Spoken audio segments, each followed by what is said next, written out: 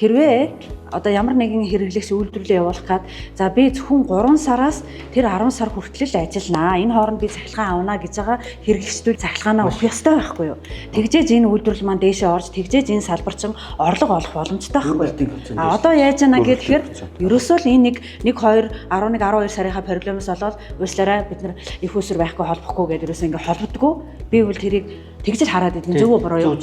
Тий. Бид нар өөрөөр хэлбэл баг зэрэг ийм динамик байдлаар ачаалаа одоо их бодлого байрж ажиллах хэрэгтэй байхгүй. Өвлийнхөө энэ ачааллуудыг бууруулж яг жигд өгөхийн тулд дулааны бодлого ч их чухал. Цахилгаанаар яг хэрэглээгээ хангаж байгаа, дулаанаа шийдэж байгаа тэр имийг бас яг ингээд ялгаж салгаад харуулах хэрэгтэй л да. Яг цэвэр цахилгаанаар дулаанаа хангаж байгаас болоод график маань энэ гэж хэлэх нь бас яг 100% бол биш. Тийм үстэй тий.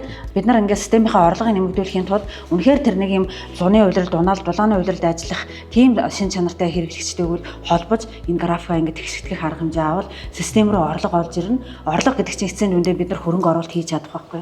Тэгэхээр энэ рүү их анхаарал зүгээр санагдаад гэдэг шээ.